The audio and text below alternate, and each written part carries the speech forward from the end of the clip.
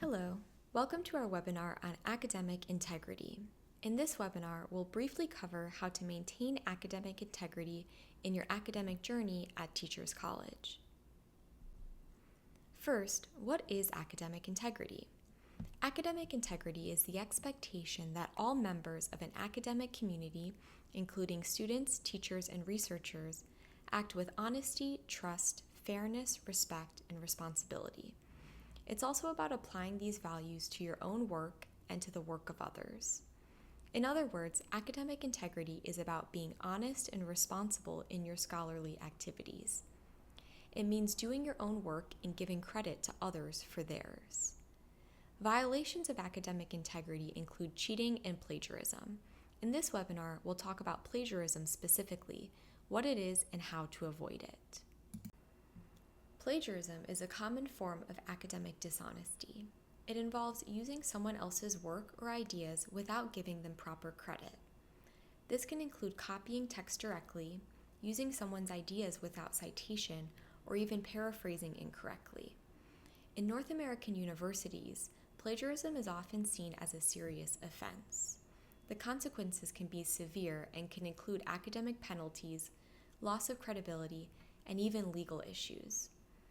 Plagiarism can sometimes be accidental, but this still counts as plagiarism, so it's important to understand how we can avoid this.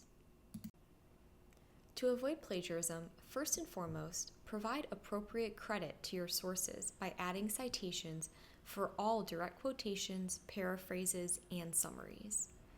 There are different citation styles, such as APA, MLA, and Chicago. Each has its own rules, so be sure to follow the guidelines for your specific style. If you're not sure about whether you've cited correctly, don't hesitate to ask for help from your professor, the writing center, or librarians. And when in doubt, if you're not sure whether or not to cite it, just cite it. In scholarly writing, it's important to acknowledge how others contributed to your work. By following the principles of proper citation, writers ensure that readers understand their contribution in the context of the existing literature, how they're building on, critically examining, or otherwise engaging with the work that has come before. It's part of joining the academic conversation. So how do you know whether or not to cite? Here are some general rules of thumb. You should always cite whenever you use direct quotations.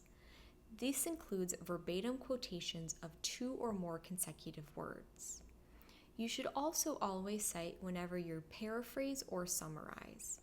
Paraphrasing involves putting an author's writing into your own words but keeping the original meaning.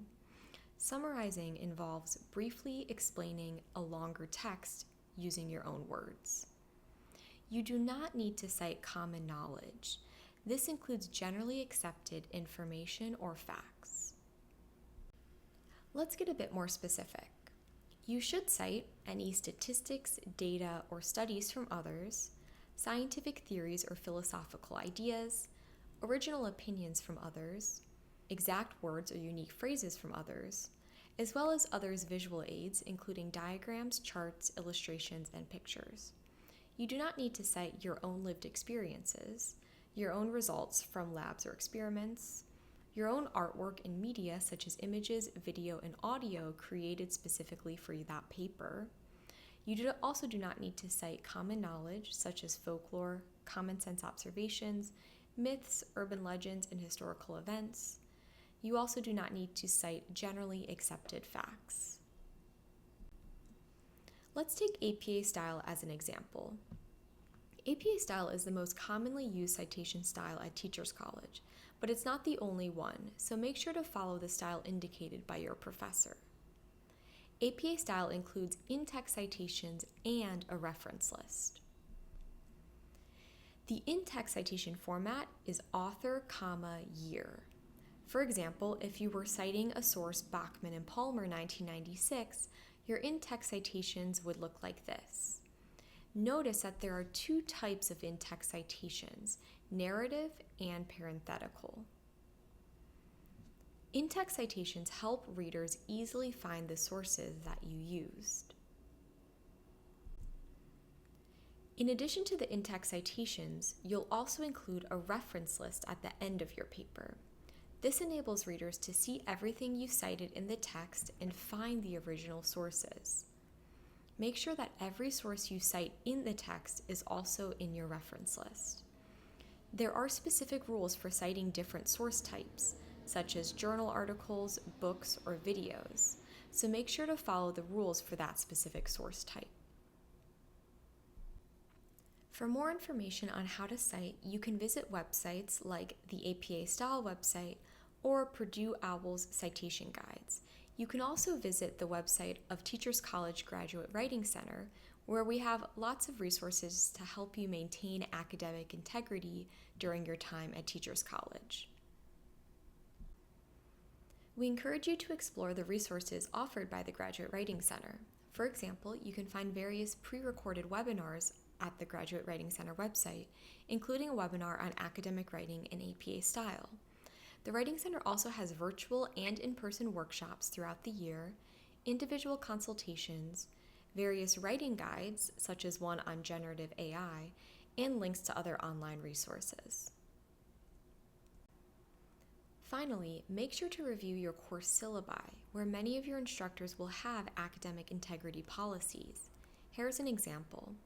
This statement reads, "Students who intentionally submit work, either not their own or without clear attribution to the original source, fabricate data or other information, engage in cheating or misrepresentation of academic records, may be subject to charges.